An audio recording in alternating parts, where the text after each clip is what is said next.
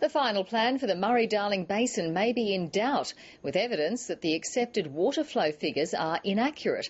A study published in an international journal says the impact of irrigation and dams haven't been taken into account, and billions of litres of water thought to be flowing through the Murray-Darling may not even exist.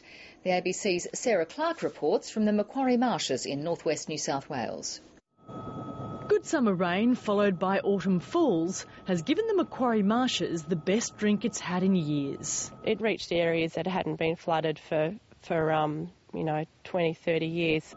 It may be lush now, but new modelling shows the water flows filling the marshes may have been overestimated, and dams and water diversions like irrigation have removed more water than the government's modelling indicates. The result is that the amount of water that the plan is saying to the Macquarie Marshes that gets there is a lot more than we actually think gets out onto the floodplain.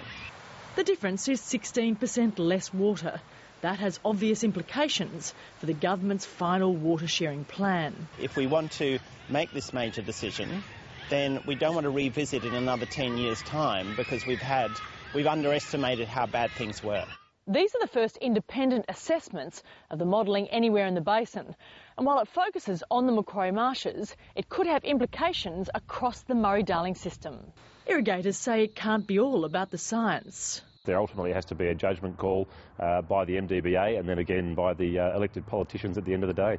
But graziers living on the marshes say the decisions made now will determine the future of life on the basin. It's not just irrigators, there's other people in the landscape. There's people that live along the rivers that have for 200 years, and it's important that they get a fair hearing and they're included in the debate. The Murray-Darling Basin Authority is expected to unveil its final carve-up of water next month. Sarah Clark, ABC News, the Macquarie Marshes.